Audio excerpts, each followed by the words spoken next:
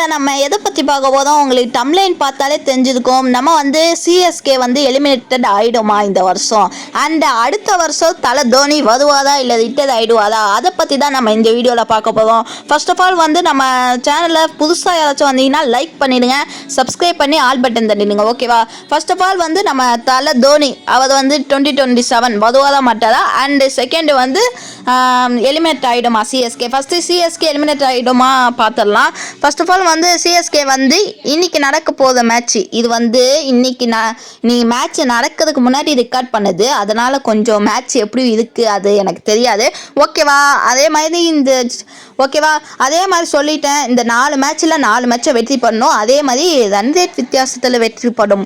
அதே மாதிரி அந்த ரன் ரேட் வித்தியாசத்தில் வெற்றி பட்டாதான் சிஎஸ்கேனால பிளே ஆஃப் போக முடியும். அதுக்கு சிஎஸ்கே பேட்டிங்கும் நல்லா இருக்கணும், பவுலிங்கும் நல்லா இருக்கணும், ஃபீல்டிங்கும் நல்லா இருக்கணும். அண்ட் இது முதலே நம்ம பண்ணியிருக்கலாம், பவுலிங்கு பேட்டிங்கு. இப்போ வந்து எல்லாருமே கம்பேக் கொடுக்க ஆரம்பிச்சிட்டாங்க. அதே மாதிரி இன்ஜூரி போன ஓவர் 10 எப்போ வருவாது, அது வந்து இன்னைக்கு மேட்ச்சில் வருவாதான் மாட்டாதான் எனக்கு தெரில, ஏன்னா ரெக்கார்டு பண்ணது அந்த மாதிரி, ஓகேவா. அதே மாதிரி தான் நான் சொல்கிறேன், ஓவர் 10 நம்ம டீமுக்கு ரொம்பவே முக்கியம், அதுதான் நான் சொல்கிறேன், ஓகே. ஃபர்ஸ்ட் ஆஃப் ஆல் வந்து நம்ம ஓவர் 10 வந்து வந்தது அது பவுலிங்லேருந்து. அதே மாதிரி நம்ம ருத்துராஜ் கேப்டன்சி அதுக்கு போதாதா இல்லை சஞ்சு கேப்டன்சி அதுக்கு போதாதா அப்படின்னு நீங்கள் பார்த்தீங்கன்னா எனக்கு வந்து 2 பேருமே வேணாம், தலை தோனி தான் கேப்டன்சியில் இருக்கணும் அப்படின்னு நான் யோசிக்கிறேன்.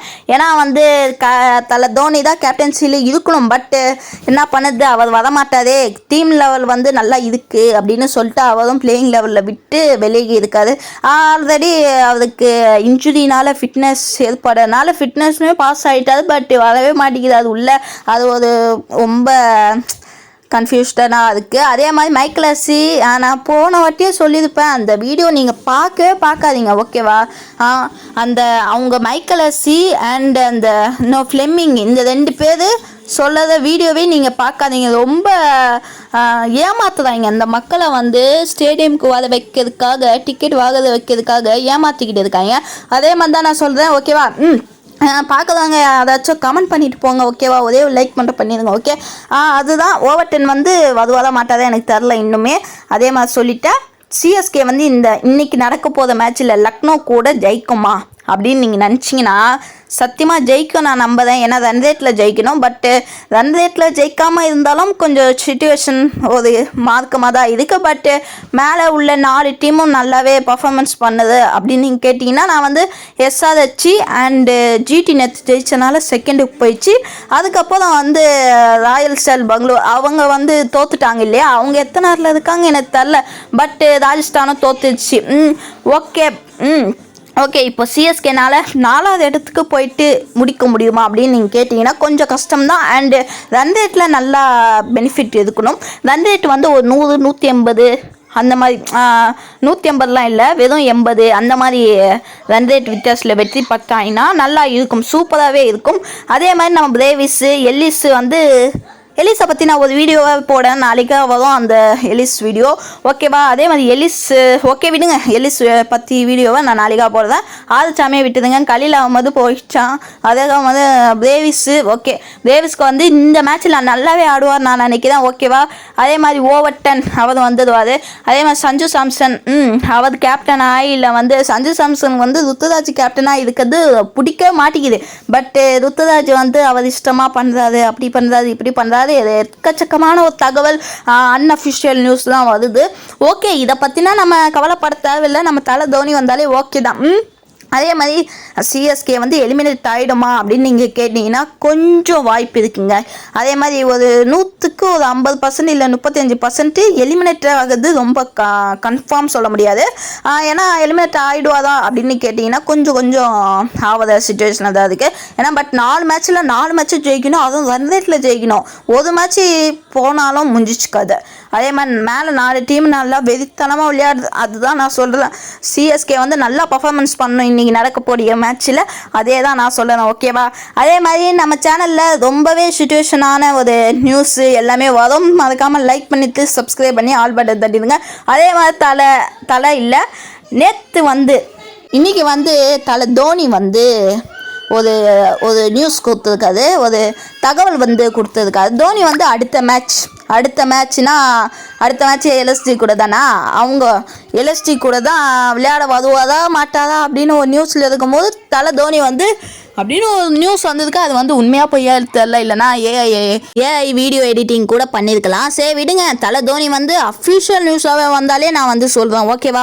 ஃபர்ஸ்ட் ஆஃப் ஆல் வந்து தோனி வந்து 2027 விளையாடுவாரா மாட்டாரா, இப்போயே விளையாட மாட்டேங்கிறாரு, அடுத்த வருஷம் விளையாடுவாரா மாட்டாரா கொஞ்சம் சிச்சுவேஷன் தான். ஏன்னா தோனி விளையாடுவாரு, இந்த வருஷம் விளையாடுவாரு அண்டு அடுத்த வருஷம் விளையாடுறது கொஞ்சம் கஷ்டம் தான். அதே மாதிரி ருத்துராஜை பற்றி ஒரு நியூஸ் அஃபிஷியல் நியூஸ் தான், அது வந்து நாளைக்கே நான் போடுறோம், ஓகேவா.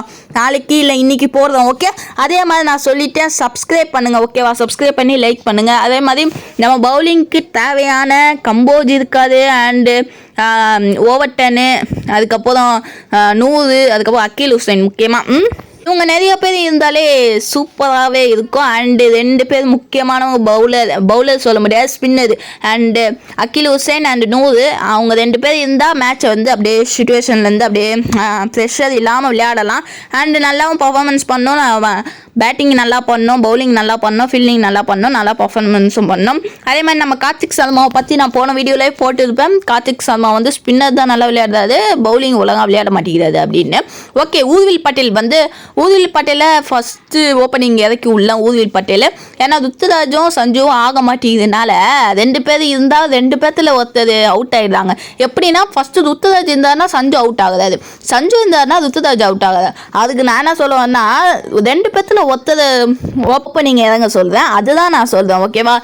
ஊர்வில் பட்டேலை யாராச்சும் இறக்கி விடுங்க, சூப்பராக. 1 டவுனில் பிரேவிஸ் இல்லைன்னா தேர்டாக பிரேவிஸ் இறக்கி விடலாம், அதுதான் நான் சொல்லணும். 4th இறக்கி விடலாம் பிரேவிஸை.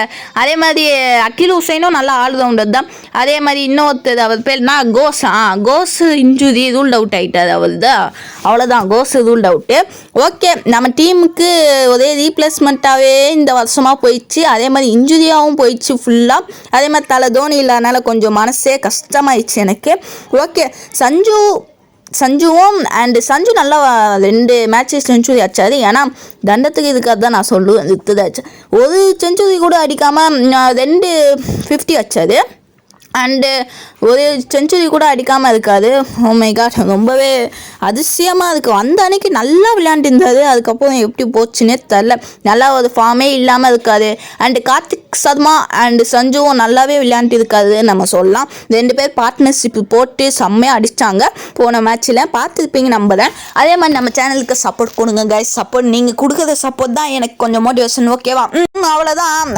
ஓவர் 10 வந்து வந்துடுவார் இந்த மேட்ச்சில். அதே மாதிரி 100 வந்துடுவார், அக்கீல் ஹுசைனும் வந்துடுவார், கம்போஜும் வந்துடுவார். இவங்க 4 பேர் நல்லாவே பவுலிங் போடுறாங்க. அதே மாதிரி இன்ஜுரி இல்லாமல் பண்ணுங்கடா டே, ப்ளீஸ் டே, இன்ஜுரி மட்டும் வேணாம்டா. அதே மாதிரி சஞ்சு, ருத்துராஜ் அண்டு ஊர்வில் பட்டேல் அண்டு கார்த்திக் சர்மா, டூபே ஆதிச்சாமிடே, நீ என்னடா பண்ணுற, ஒழுங்கா ஆடுடா டூபே வந்து டூபேவா ஹார்திக் பாண்டியாவா நான் ஒரு வீடியோவில் போட்டுப்பேன்.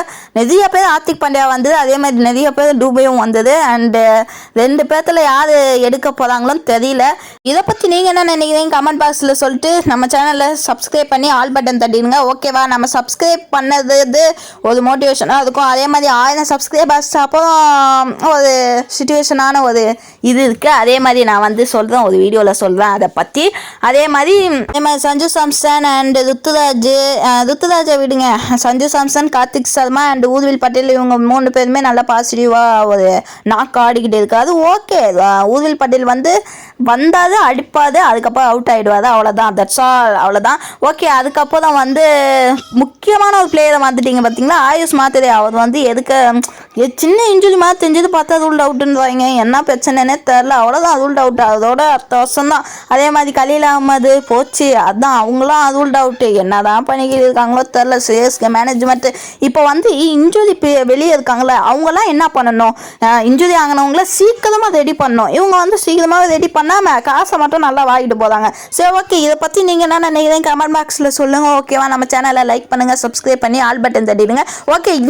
நான் ஒரு கொஸ்டின் கேட்குறேன், ஓகேவா. அதே மாதிரி சஞ்சு சாம்சன் சிஎஸ்கே கேப்டனாக இருக்க பிடிக்குமா, இல்லை சிஎஸ்கே கேப்டனா ருத்துராஜ் இருக்க பிடிக்குமா, இல்லைனா சிஎஸ்கே கேப்டனா தோனி இருக்க பிடிக்குமான்னு கமெண்ட் பாக்ஸில் சொல்லுங்கள்.